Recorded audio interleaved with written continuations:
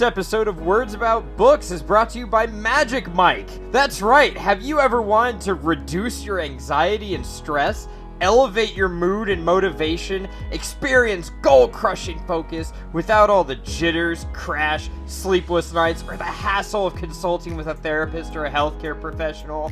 Then you need Magic Mike. It's got matcha, adaptogens, nootropics.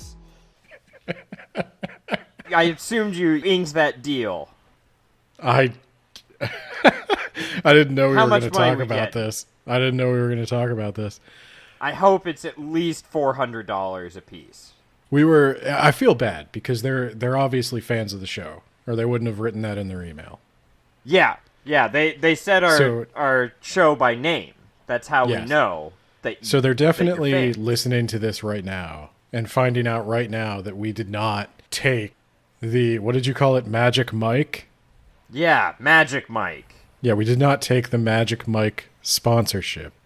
Sorry, you actually did not get paid to say that. Fuck. I didn't think it would be wise. I thought it was just like a smidge too close to the Alpha Chad shit we used to joke about. I was just like, nothing tells me you're not actually a fan of my podcast more than trying to sell, what the fuck do they call it? Nootropics. Nootropics. If you think Words About Books is going to hawk nootropics for you. No, we're not. Also, you don't need to go to weird gas station like pharmacies to get matcha. You can just put matcha in whatever you want. God knows the Japanese do. Yeah. Put it There's in cake. Also, put it in candy bars. Adaptogens. Chocolate. Those are herbs and roots of plants. I meant to ask you, is that like a real name for them? Ginseng is an adaptogen. I've never heard of that before, but adaptogen sounds made up. It sounds like what did Alex Jones call them? Nutraceuticals. Nutraceuticals. It sounds like a nutraceutical. But we're not here to sell weird gas station energy drinks. We're here to sell John Bierce's book. Yeah. I don't know how where I want to put the emphasis. The Gorgon incident. And also the Gorgon others. incident. And also others. So we'll do a little disclaimer. You've seen the title of the episode. You know we're covering the Gorgon incident by John Bierce. It is an anthology of short stories set in the Mage Errant universe. I think they all are set in the Mage Errant universe, right? Yeah. These, I believe, are things that were available previously only on his Patreon. They have been collected into one big, and I'm not kidding, very large volume of short stories, and we are here to cover it. We have covered John Bierce on the podcast before, and full disclosure, John Bierce is a patron. I know I'm a patron of his, but I was going to say, yeah, we're in this weird boat of just like trading money while Patreon gets a cut. So that it doesn't really help either of us, I guess. But anyway, he's a friend of the show. He also gave us this book. Yes, we received this book in exchange for a fair and honest review. Actually, I don't know if he said a fair and honest review, but I'm going to be fair and brutally honest. So yeah, and the expected publication date is the 27th, so this Tuesday after this episode drops. All right. So, yeah, just finishing the disclaimer for what it's worth. Obviously, we have a pre-existing relationship with John Bierce. If you feel like that colors our review somewhat, maybe it does, but I wouldn't lie to you. I will give an honest review, and if John doesn't like it, I'll be hurt. Please don't unsubscribe. I need your money.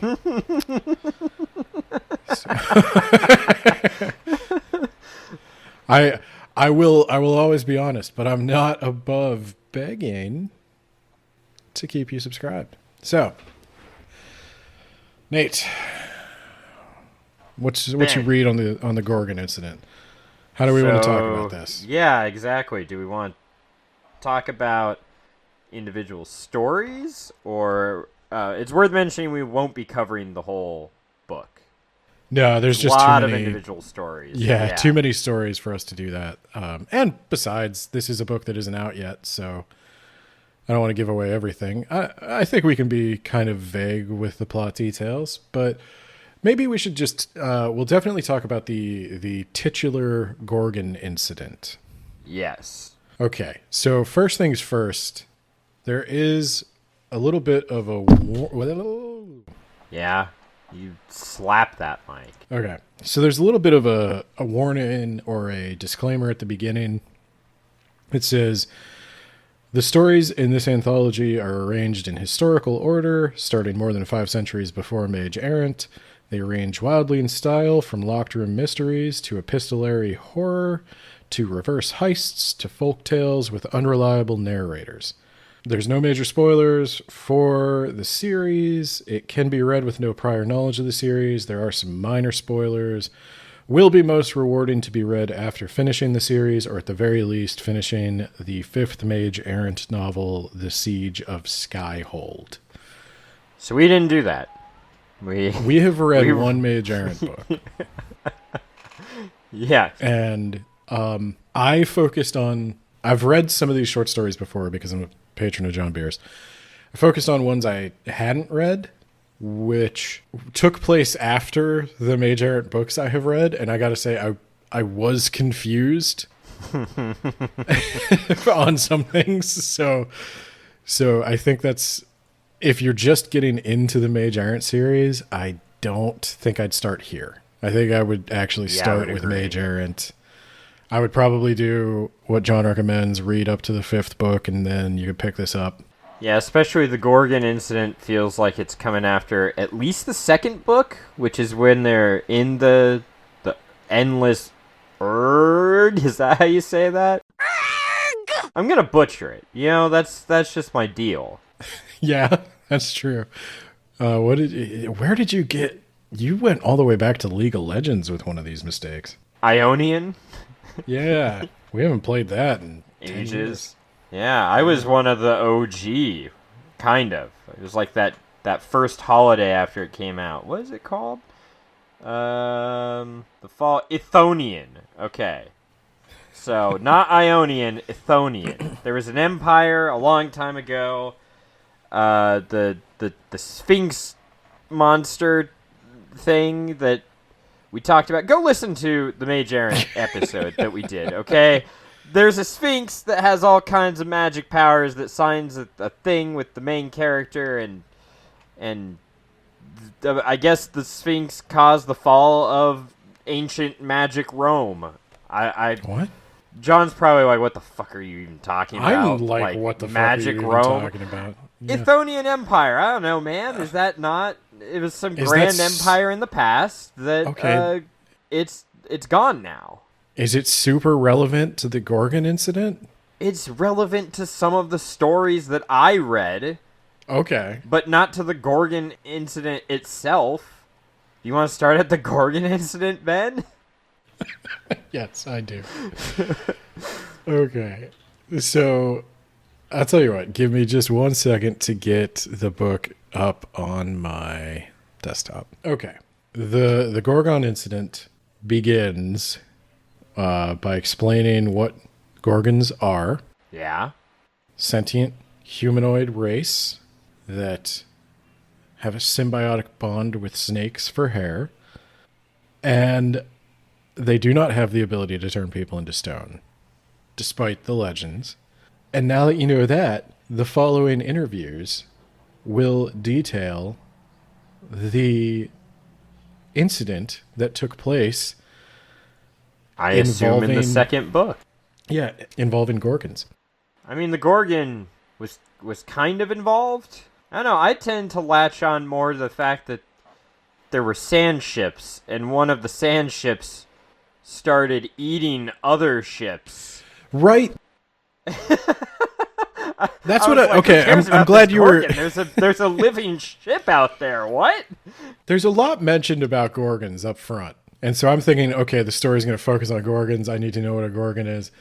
And then it takes a weird turn into there's a ship that's eating other ships. Some kind of Lovecraftian ship monster. Yeah, yeah. What might it be capable of? Eating everything. Just terrifying, spooky shit. They're gonna scare the shit out of you, man.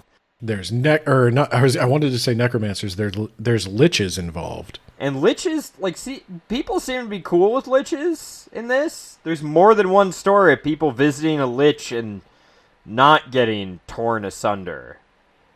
Yeah, this is where I knew I was in trouble with not having read the other Mage Errant books. I started with the Gorgon incident, and I got through the first part about Gorgons, and I'm like, okay, cool. Got the trade routes, cool, got it. I actually use really sand like ships. Yeah, sand ships, got it. Really like the framing device of this is a series of interviews. You can almost see it in your head as a documentary, cutting between the same interview multiple times for the most comedic and dramatic effect. And it is genuinely funny. There's a lot of little nods and I like the framing device, but I don't know what a lich is in the Mage Errant universe. I think it is what you think it is, but they're just not universally evil, I guess. Well, it's okay. Because there's one in another story that I read that they go to visit a lich, and in exchange for knowledge, the lich helps him out and trains the main character. Can the lich move? I don't know. This one didn't. He just hung out in his own domain. That was my thing.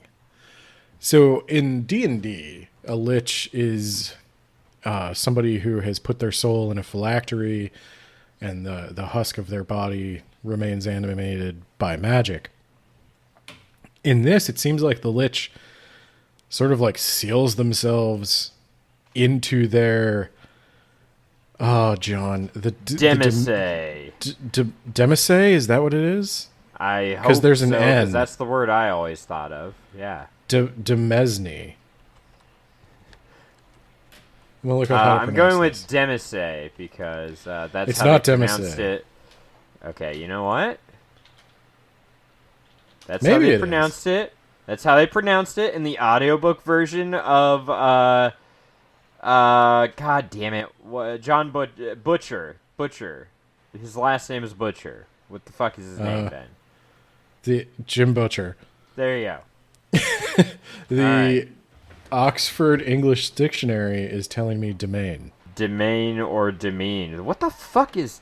Okay, well, apparently that audiobook reader was wrong. God damn it, James Marsters. You're fucking... He was the guy who kept making mouth noises. Yes. Why are you trusting Jim Butcher's audiobook narrator? Why am I trusting him? Okay, well, I learned a valuable lesson, one that I will not soon forget. So it sounds like the liches just transfer them, they lock themselves in. Again, we probably should have read the Mage Errant, but, you know. So Whoops. So a lich is in a domain. So John's already outwriting me here because I'm already having to look up words and how to pronounce them. It's too smart for me. Why are you doing this? Don't use big words. You gotta use simple words. This is words about books. This isn't words about the dictionary. Simple words about books. That's what we are. We're simple men. So there's one, maybe two liches involved. I'm going to tell you everything. Okay, to illustrate maybe how tough it was to go in as somebody who had... Now that, to be fair, these are arranged in chronological or historical order. So as you get farther in this book, you're getting further into the Mage Errant series. More events have passed, more knowledge is there. This is what I was able to gather. There's a bunch of ships, right? Or there's one ship. They pick up a mysterious passenger. And as they're going through this tough, windy place to navigate, other ships start popping up and following them. And it's like a bunch of different kinds of ships. Yeah. One of the ships is powered by or augmented by paper sails. Yeah. And that ship has... Is that the weird ship? No. Nope, there's more than one weird ship. And also, one of those ships has the Mage Errant main characters on it because they mention... Oh, God. Names are eluding me tonight. It's not my fault. Hold on. So, like, Alustin? Alustin. Yes, I did remember that. Oh, I'm not even looking at the right... Yeah, that would help if I'm looking at the right one. Yeah. So, yeah. They mention that he's involved. And so it's like, oh, that probably fleshes out something from... I'm guessing the second book, because that's the one about the endless Urg. You're really going after the Urg. The Urg was going after me. But all of these ships seem to be after this passenger, right? Yeah. And as they get close to this one lich's domain... Was it a lich, or was that a Gorgon? I think it was a lich. Fuck. Because it has a domain. They made a big town, and then the town, it turns out, has a labyrinth in the middle. I don't understand what a labyrinth is, even though I read the first book. It's some sort of magical weirdness. Yeah, that's you. I think they go into at least a little bit. I understood the labyrinth thing. And maybe that's just because I also read the Wrack, and I've read a few of these short stories. Like, I know that labyrinths connect different worlds, and that different stuff bleeds in through the labyrinths. So the labyrinth that this connected to, or the other world that this connected to, for whatever reason, it's just pushing air into the city constantly, rendering the city totally uninhabitable because there's just this raging windstorm all the time. And that really bums the Lich out. Okay, no, the Gorgon was the one in charge of Sedapsin, which is a different city. Okay, I got it. Yeah, the Lich just gets bummed out, and there is some speculation that maybe that living ship is a Lich, and that their domains overlapped and weird shit started happening. This is probably a good time to mention the progressive fantasy genre. I said this in our Mage Errant episode. It's not super my genre. I do like the magic system for the Mage Errant. But with that said, I don't know as much about the magic system as I probably should to get the most out of these stories. I don't know what, like, the boundaries of the magical affinities are. Because it's not just the elements, right? Because there's obviously people with a paper affinity, and paper is a manufactured product. There's a story about a wanderer, and they can't figure out what her affinity is, and they just keep exposing her to all kinds of stuff, and they never find it out. But they're like, "Yeah, I wonder if you've got like a yellow rock affinity, or are you a mushroom mage? Are you perhaps a Magic Mike mage?" There's a story, one of the ones I actually really liked was, it's kind of a mystery what the affinity is. And you might have to beep this because it's a mystery. This is a spoiler, but I'm going to tell you, and then you can bleep it. Okay. And we'll just get your reaction. They're a mage. Oh. Yeah, they throw powder at people. Pocket sand. Oh! It's like that. It's like that. They have it hidden in their daggers, and then they throw powder at people. They put it in their eyes and shit, and they've got like increasing intensities of powder. Oh my god. And like they've got a powder that'll fucking kill you. Jesus. Yeah. I thought that was hilarious. I hope it was supposed to be. I'm gonna bleep all that, and I just need to mention that it isn't a dirty, weird sex thing, even though it is definitely going to sound that way. It might sound that way, but no, it's food safe. Well, most of it is. Depending on which one you use, yeah. Yeah, depending on the level. Yeah, the Gorgon incident. Nate, I'm gonna tell you, to be perfectly honest, what happened? I think what happened is the second book, and it did make me want to read the second book. But what happened is a bunch of ships chased the pirate ship with that weird passenger on it into like a labyrinth, not an actual labyrinth, sorry, a maze of like cliff sides and stuff, I think. And then one of the ships starts fucking eating people and eating other ships.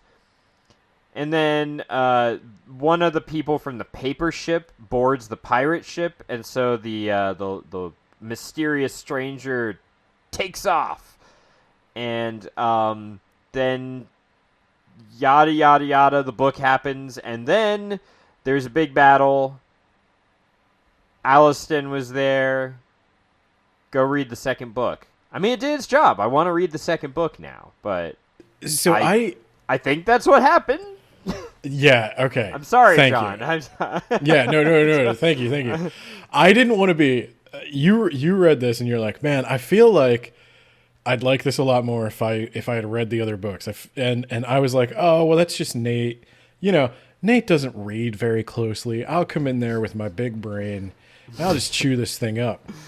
And I started reading it, and I knew I was in trouble as soon as I got to the little like blurb at the beginning of this story. I'm just gonna read this to you. The following files are the sum of the intelligence Havith has been able to gather regarding the Calavandia Polchen incident a few years back. Much of it is unverified, and a good portion is likely Skyhold. I know that one. I know what Skyhold is. Yeah. Or Sidapson counterintelligence. This document is restricted and may only be read with Duark permission. I don't know what I know what Skyhold is. Yeah. I'll tell you, the Gorgon incident is like a bad story to start with, and it's not at the beginning of the book. We just decided it was the title story, so we'd try to say something about it, but it was, I think, way over our heads. At least it was over mine. Yeah, your tiny little head, your little baby brain, but also, yeah, I had some issues with tracking, you know. So I would compare this. I don't think this book is meant to sell the Mage Errant to anyone. No, I think this is for existing fans of the Mage Errant who Yeah. want more of that sweet, sweet Mage Errant content. Because I would say a recurring theme with most of the stories in the book is that they do not really stand on their own. They definitely exist in the gaps of something. Most of them have a hook. They're all like fleshing out some aspect of the world or the systems or the history, the politics, the animal life. They all focus on something in the world and expand upon it a little bit more. And it read to me a lot like the history of Middle-earth. If you were somebody who had just read like The Hobbit and you jumped into the history of Middle-earth, like you read the Lay of the Beleriand or something, you're going to be totally lost. And that's kind of where I was with the Gorgon incident. Now, they're not all this hard to parse. I think this one, it's obviously, like with the mention of Alaston, I think it's obviously something that the book readers are going to get that we did not get. But I have two more stories that I could say something interesting about. I don't know how you want to go. I don't want to give away too many details, but yeah, I've got two stories we can just kind of do a quick summary on, I guess. And I do have criticisms that I think will be for all the stories, it sounds like. I think I'll get to I know where you're those. going. Yeah. So I'll tell you two of the ones that I liked, that had interesting ideas that did make me want to go pick up the books. These ones were a little bit easier on the old man brain. The first involved and you're gonna have to bleep it again, the powder mage. It's a story about a mercenary. Well, I can tell you the name of it, I guess. No reason not to. It's called Mudflat Nights. It has a really interesting setting. There's these giant, like half jellyfish, half pine cone creatures that have petals that, like flower petals that can like unfurl and fold up. And they're huge. They're just gargantuan, and people have built cities atop them. And they exist in this zone that floods periodically, like twice a day with the tide. So for half the day there will be an ocean there, and then half the day it's just mud. And in between there's just swirling whirlpools and all this crazy stuff. There's fish get stranded. There's a whole ecosystem that cropped up around it. And I have no idea if this is an ecosystem that's expounded on in the books, but it's a really cool setting. I was eating up everything he was describing. The story takes place in one of the taverns. There's a bodyguard who is guarding this drunken archmage. And this drunken archmage likes to drink in cheap, seedy bars. And she gets absolutely wasted, blackout drunk. And it's this bodyguard's job to make sure she gets home okay. And all of a sudden, the lights go out. The bar gets like absolutely destroyed. There's like an earthquake or something. They can't tell what's going on. Lights come back on. The pedal has closed. And one of the rich people in the establishment has their throat slashed. Oh. Okay. And it's up to this bodyguard. Now, this person who had their throat slashed is buddies with a dragon. And the dragon is going to come kill everybody unless they can give him a plausible explanation of who else he should kill. So she's got to try to solve the murder. And while she's trying to solve the murder, they're all trapped because the pedal has closed. It's going to be some time before somebody can get it open. And is the pedal closing? Is that's different? That's new, right? That's part of the story. Okay. Yeah, that's part of it. I don't want to give that away. But she has an affinity that makes her a particularly deadly bodyguard. And you keep getting clues to what the affinity might be. Maybe readers of the books would have some idea of what her affinity is, and solving it might be part of the mystery. I never could have guessed what her affinity was going to be. But there are hints, like she has particular weapons that are built a particular way to do particular things. They describe her using her power, but the big reveal comes at the end of what her power actually is. And it's a good enough reveal that I'm having you bleep it all throughout the episode. Okay. I think that's really solid. That was a pocket sand. Pocket sand. Mudflat Nights is a solid story. That's an example of, I think, what... That's one you can read without having... I think you need some baseline knowledge of like what the affinities are, how magic works in this world. But with just the Mage Errant, I was able to read that one just fine, and it was really cool. There's a beginning, middle, end, solid short story. Okay. You want to do one of yours, and then we'll just trade off? Yeah, I had... Let me pull it up on my Kindle. You know what? I'll do the first story of the anthology. Sarnassan Silk. I hope that's how you say it, and you don't pronounce the T like Tsarnas or something. Sarnassen. So this one you don't need to really read the Mage Errant to get, because it takes place like. Oh, here, why don't you look? Because I was a few years before the fall of the Athonian Empire, which is that's why you were so up on that. centuries. Yeah. It's all coming together now. Yeah, I want to know more about this empire and how it fell and what they're. So they're a bunch of evil pricks now. They're kidnapping children to experiment on them, particularly children who haven't revealed their affinity for magic yet. And our main character happens to be a children, Ben. Oh no, he's gonna get experimented on. So, family is like, here's some equipment and supplies, and like, you gotta run now, kid. Fuck off. Don't tell us where you're going, because if we know, they're going to get us and they will torture that information out of us, or magically torture the information out of us, or both. So the kid goes into a forest that he knows is ruled by a fucking evil spider monster, Ben.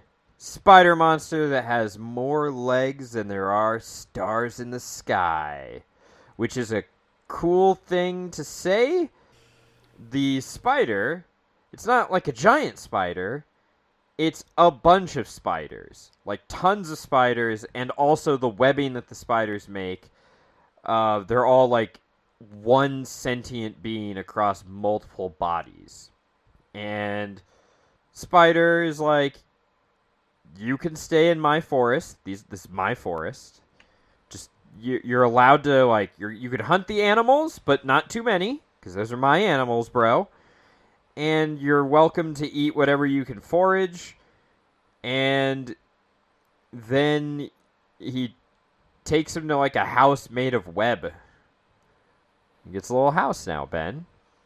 And from there, it's like a montage. Like he starts becoming friends with the spider monster, starts getting trained in the art of, I think the affinity was plants, not wood, but plants specifically. And learning to use a bow, and then eventually, girl stumbles into the forest, being chased by Athonian soldiers. They're trying to kidnap her. Or no, she's a rebel. They're trying to murder her. They're not taking prisoners this time. So, Okay. Dude saves them. You know how he saves them, Ben? He's got a magic bow, right? And one of the powers of that bow sounds like a horror movie and a war crime combined, because Okay, he'll fire an arrow, and then he'll activate the rune on the bow, and the wood in the arrow remembers what it's like to be a tree, and it starts growing in you when it hits you. That's fucking metal. Yeah. I could see that album cover art right now. This guy is just standing there with a bow arrow knocked while there's like two guys with trees growing out of him on the ground. Yeah. So he saves the girl, and then word just starts spreading that the forest is a safe haven for people who don't want to get got by the Empire. And the spider is initially like, God damn, more humans, what a bother. But, like, it's clear. Spider's a lonely dude, likes to have company. Starts building them more houses. They've got a little village going at one point of pretty much rebels. And Spider doesn't want to get involved with the Empire, even though it hates the Empire. But then, I'm just going to fast forward, go read the short story. It's a good short story. At the end, Empire's leading an attack into the forest. They're not messing around anymore. They've got some sort of magic that shields them from the spider. None of the spiders near them can, like, communicate with the master organ or whatever. The consciousness. They're not in the collective consciousness anymore.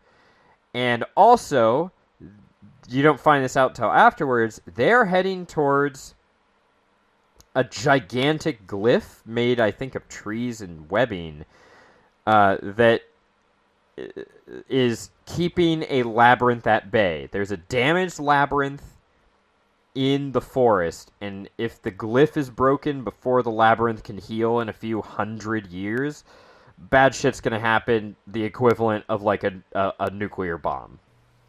So they're gonna go sever this, and so a fight ensues between a bunch of people who can fly, and it ends with basically everyone except the main character dying. the attack, the lead mage has a weapon that gets shot with that arrow, and it starts growing into the weapon, and the main bad guy mage throws his weapon, and it explodes and kills everyone. And so this is the straw that breaks the camel's back, and the spider is like, you know what? I'm fucking going to war against the Empire. And it ends with people are the Empire, they're in this nearby town, bunch of people who are immigrants from the Empire proper into like this outlying province. And I think they're called settlers when it's an empire. Sure, why not? And they're pilgrims, Ben. They're pilgrims, okay. And they look up and they see a bunch of web floating down from the sky. And yeah, a bunch of spiders are going to start biting venom into everyone and killing them where they stand. And he slaughters an entire town. And this was set a few years before the Empire is shattered absolutely. And it sounds like there are going to be other sleeping monster powers waking up. And I'm really interested in knowing more about that. And it's a good story. Hope I told that well, Ben. I think John Bierce should just throw out his version. Put in your version. There you go. I'm willing to do. No one's ever going to tell an it better. audiobook. But I won't be reading it word for word like a traditional audiobook. I'll just kind of like summarize it. It's like a jazz audiobook. Yeah, it's about the words I don't say. I'll start every chapter with, so check this out. God, also, you're white. Also, I'm willing to drink beforehand too. Oh. It would be like Drunk History on Comedy Central, except with your book, John. I'm willing to do that for you. Oh, boy. Okay. I got one. I think it's one or two stories after the previous one I discussed. This one... And again, I'm not going to give away... See, you read some, like, violent battle epics, and I kept reading these, like, weird conspiracy things. I was looking for the weird conspiracy stuff, and... we should have traded. Yeah. So I got The Castle Thief. So this one, I liked. I wanted a little more out of this one. But this made me, because I wanted a little more, this made me curious to go read the rest of the books. So The Castle Thief takes place on what I gather is some kind of kaiju space snail. I'm pausing for dramatic effect. That surprised me. It's called Silentus. I don't know if that's a thing in Mage Errant. I'm sure fans of the series, or if it's a thing, they're cheering right now. Silentus. And I think Silentus controls gravity magic. There's like gravity magic, maybe a little bit of metal magic going on. And Silentus, as near as I can tell, has like a territory. It's got people that live on its shell. It's huge. It's got like a whole society up there. And gravity's all weird because I guess they're like I don't know if they're inside the shell, like inside the spirals, but the gravity's weird. They're not used to like walking around on the ground where like there's just one gravity all the time and it's really boring. And this snail goes around and he makes offers you can't refuse to city states. Oh. He's like, hey, you can sell me your shit at market value. He's the eminent domain snail.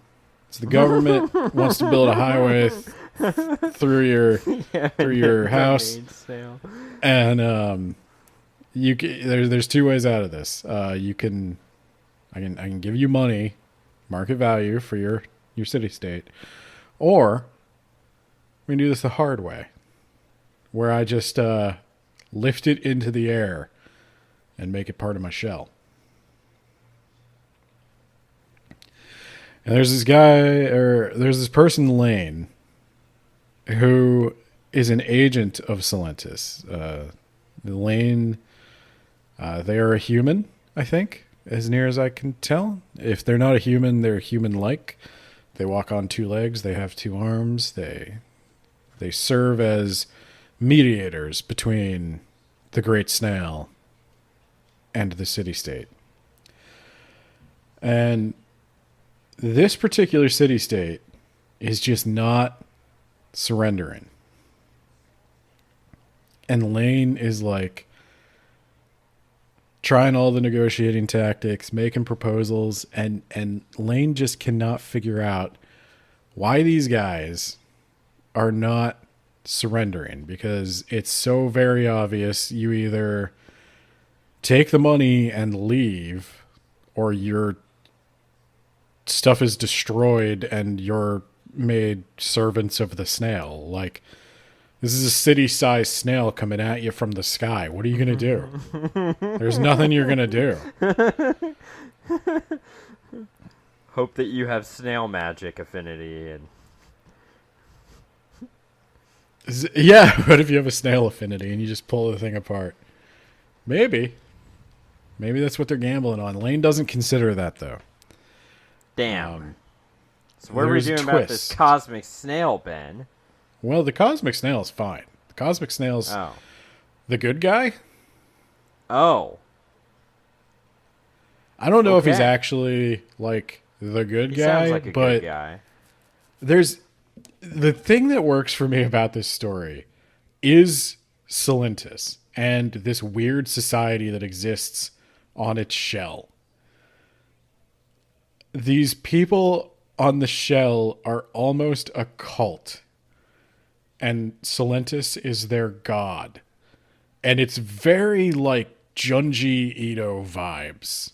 It's weird.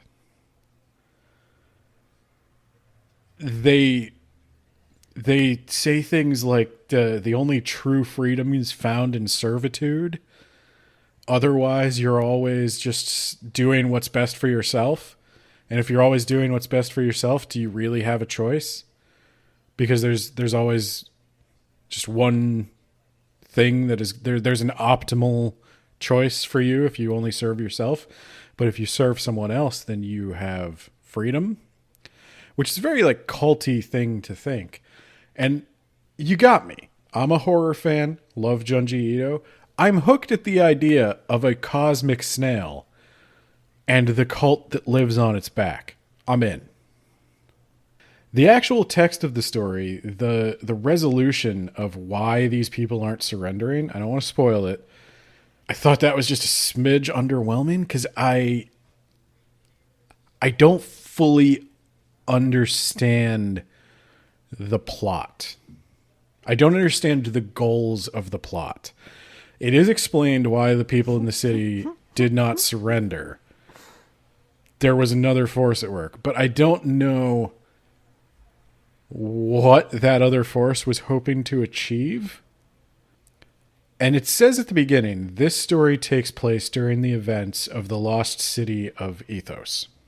Oh my god. So I'm guessing there might be another bit of text from the city's perspective that reveals and that's plot. The Ethonian Empire capital, I'm guessing, because the last emperor of Ethos is in the story I'm going to talk about, and he's going to get got later by a Sphinx monster. Yeah, it's possible. I'm sure there's something in the text that answers my questions, but as a self-contained story, I was a little dissatisfied that I didn't get the answer to that. I feel like it's expecting me to know something else. But yeah, that's my second tale. Mine's The Wanderer, which takes place right after the fall of the Ethonian Empire. Not like right after, but after the fall of the Ethonian Empire. But the conclusion, it's a framing device of a father telling his son a story, and the conclusion is apparently set after the Mage Errant. Also, I just forgot to mention in that first story I talked about, they talked about the Tongue Eater, which is the name, I think, of the last book of the Mage Errant series as a whole. John, I'm sorry, I don't do any research, but I know that is the name of one of your stories, and I'm pretty sure it's the last book. All right, you know what, John? Just for you, I'm going to go on Goodreads. Oh my god, he's doing research. Oh my god. I've never seen this. Okay, Tongue Eater. Nope, that's number 6 out of 7. The last echo of the Lord of Bells. You fool. Is the 7th. My bad. Oh, the Lost City of Ethos or Ithos. Shit, maybe I'm saying that wrong. Mage Errant 4. So, yeah. I feel like I should probably read these before we have to now. I think so. Maybe you're right. Maybe John got us. Maybe this collection is supposed to sell us on the rest of the Mage Errant, because now I have questions and now I need answers. Yeah, because mine talks about a lich again, and main character, she's got a lot of mana. We don't know what her affinity is, and so we go to the old lich nearby, and he's like, leave her here, I'll train her. And then he's like, you must be a warlock, just like Hugh was a warlock, but he's not she's not a warlock, Ben. She has an affinity, but we can't figure it out. And so when the Lich can't figure it out, we go to the Sphinx, who is also called the Calamity, like Calamity Ganon, I hope. I hope it's all connecting, John. Please tell me I'm right. The Mage Errant was an elaborate Zelda fanfic. and the Sphinx is what destroys the Ethonian Empire, I assume, or at least a big part of it. And Tongue Eater, but it can destroy entire languages, like just erase them from existence. It's fucking terrifying. Anyway, the Sphinx will eventually corner the last emperor of Ethos or Ithos. I'm gonna keep pronouncing it different ways, but yeah, they keep doing that. The Wanderer doesn't ever find out her affinity until the end. She wanders, that's what she does, meets a bunch of people, does a bunch of stuff, makes a lot of enemies. And, kind of like Doctor Who. She's just doing She has a bunch of tricks, and she uses a lot of cantrips and tricks and wards. And when all the bad guys team up to go, because they found out where her home village is, they start bragging about how they're going to burn it to the ground, and they want her to try and stop them. And they're like, you can't stop us. But she does, with her bag of tricks. And also, she learns her affinity is, I want to say, apple trees specifically. And they grow... she grows a giant fucking super monster tree and wrecks all their shit. And then at the end, it's like she never died. She never aged and died because the father is like, yeah, she's our distant ancestor, and we're about to welcome her home. I've I got wonder two if she affinities: apple trees, and I live forever. Yeah, Come at me. I wonder if she shows up in other books. This is. I don't want to propose. Like, I want to write fan fiction now, where this is just like the Johnny Appleseed myth on steroids. Like Johnny Appleseed plus Doctor Who. It's the American Doctor Who. Johnny Who. Johnny Apple Who. So that's the thing that started to get me about the book, though, I will say, in general, was there's a lot going on in the Mage Errant. And because of Hugh's situation, we don't get to see a lot of like crazy affinity magic in the first book, I want to say. A little bit like by the time they get into the labyrinth in the first book, I was like, oh shit, it's just finally going. It's going hard now. I like the quirky affinities. I like the apple tree affinity. I like the other affinity that I had you keep bleeping. I like the gravity snail. I like the mud flats where they have those like crazy jellyfish things. Like, I think I am backdoor sold on it a little bit.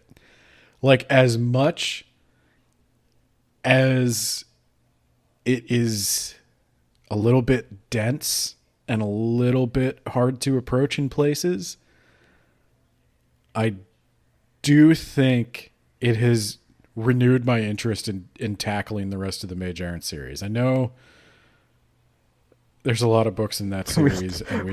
We also have a lot of... Yeah. I've been telling people I literally can't take on a single other project. Yeah, that sounds about right. I think we've got to work the rest of the Mage Errant series in. Because after reading this, I do think there's going to be something to talk about. And I think after we read the Mage Errant series, we have to come back and hit this again. Yeah, I think that's fair. Talking about Bierce. Tab. Talking about Bierce. Do you want to talk about our criticism? Yeah, we could talk about my biggest one, and we're not going to rubric this, obviously. No, we'd have to do every story, and the rubric's not there for this. Yeah. So my biggest criticism is, and I would assume this is probably because he was writing it to get it on the Patreon, right? So it wasn't as polished as, say, the Wrack or the Mage Errant, where sometimes it's written kind of like flowery fantasy, like I guess like a fairy tale, right? And then other times it switches to plain speak. Do you mean like within the same story? Yes, within the same story. Like it jumps out at me where sometimes it's like, oh, a really good author wrote this, and then a few paragraphs later it's, oh, I wrote this.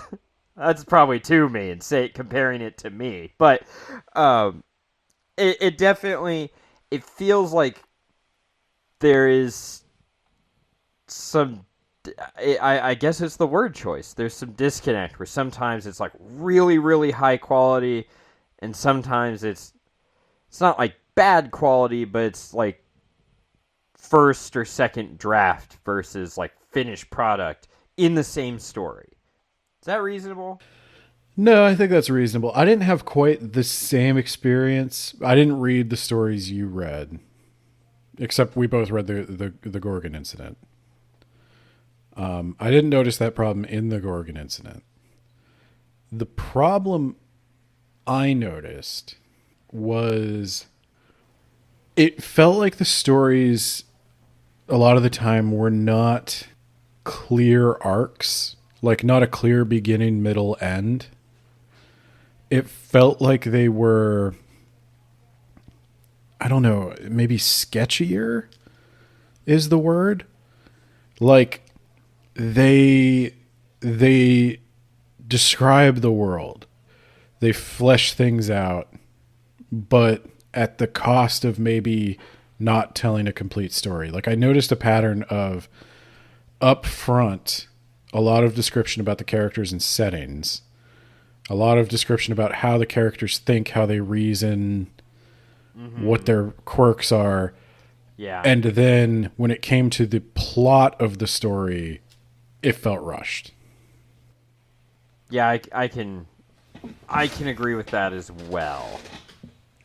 There's a lot with of the Gorgon setup up front, and then with the Gorgon incident, where it's like, what happened exactly? And again, part of that is it's part of the second book. I'm guessing it's the second book. Well, and that's the thing. So if you're writing for the problem I'm mentioning is if you're writing for somebody who already has all this background and knows exactly what happens to these people after the story ends, then you don't need to restate it. If having read The Lost City of Ethos, if having read that, I knew exactly what was going on in this city during these events, then this is just another perspective, and it only serves to add to the existing material. But if you're taking it as a short story by itself, it seems like there is a very clear piece missing of what actually was the plot. And then in the Gorgon incident, I don't know what happened. I don't know who that passenger was. I don't know what that ship was. And there was a lot of, in that story specifically, there was a lot of jargon that I didn't have a ton of definition for. And I will admit, like, some of those were just English words I didn't know. Good vocabulary, John. But some of them were Mage Errant specific concepts that I didn't have the full picture of. So I think I kind of got the same sort of vibe you got of like, this isn't necessarily what I would expect an anthology collection of short stories to be. This is supplemental material to the Mage Errant. Yeah, I would agree. And I don't think that's a bad thing. I think it's and he spells it out up front. It's not like it's not like you don't know that you should really read the first 5 books to get everything out of this anthology. Yeah, and I also would say I don't know what time span we're talking about for these stories either. Like, it's entirely possible you're reading a story written like 4 years ago. And writing styles evolve or word choices change. And I think there might be a variable quality to the stories. And I have noticed that there's very few authors who I've read an anthology of just one author's short stories. Like, I can really think of like Tolkien, George R. R. Martin, Stephen King, maybe. But that's really about it. This isn't the sort of thing I read all the time. But I will say, with those other author anthologies, I've noticed the same sort of variable quality, where the standard and the time you put into working on something that's going into a magazine or going onto your Patreon or a blog or something like that is not going to be the same standard as the book you've been working on for a year that tells one narrative arc. Right. So yeah, I think I would give this a recommend, and it has renewed my interest in the Mage Errant. Overall, I like it. It's not like a perfect 5 out of 5. I think I could go like 3.5, 4, maybe more 4 if I read more Mage Errant and I get more stuff. Maybe even way more if I read Mage Errant and all of a sudden I'm like, oh, that's what happened with the snail. Fucking But snail. right now, I feel, I'll put it this way to sort of give an example of what I'm talking about. I would say the same thing about the history of Middle Earth stuff. The history of Middle Earth material is deeply interesting to me, but also I can acknowledge like it was not prepared for publication in the same way that the Lord of the Rings or the Hobbit was. And I think what we're looking at and here... I can say the same thing about House Atreides, where it was not prepared. Yeah, perhaps. But no, overall, I think this is a good book. I think it's definitely one for the fans. Probably definitely one for the people who support John Bierce exclusively through buying his books. Somebody who would be interested in these stories but didn't want to mess with the Patreon especially. If you've read every Mage Errant book and you've loved them, I think you have to pick this up. But yeah, new fans, I think you definitely need to get through the 7 books of the Mage Errant series to get the most out of this. All right, let's get to those patrons. So first up, we have Isekai Sensei Sama. From that time I got reincarnated in the same world as an anime podcaster podcast. You go check him out over there. Then we've got Jamie, the Gravy Man, at ifyouwantthegravy.wordpress.com, where he reviews everything. And in a few weeks, Dune, the movie, part 2. That's coming up. And then we've got Shy with a Y, or Spooky Shy. I don't know which anymore because Ben keeps shouting out one or the other. He's changing it up on me. He's not telling me what's going on. So you can find them at one of those 2 places. So do that. And finally, John Bierce. Now, Ben told me not to shout out John Bierce because this entire episode is literally a shout out to John Bierce. But I'm going to do it anyway. Because, John, if you want me to do a audiobook for you, where I just kind of like drunkenly read your book and summarize it in my own words, I'll do that, John. That's like a $5 value. You know those infomercials? Like, you get all this to a $4.99 value, absolutely free. I'm willing to do that for you. You just think about that. And also, if you want to, like, write a book for me, like, for money, because, like, writing books, it takes so much time, and, like, if you want to just do that for me, like, hit me up, get that taken care of, like, you know, it's gonna be great. The Gorgon incident. Johnny Gargano! Okay, I just have to throw this in here to shame Ben because I've got time. What are you doing? Why are you beating your mic so much? What are you doing? What are you doing? Just what the fuck are you doing?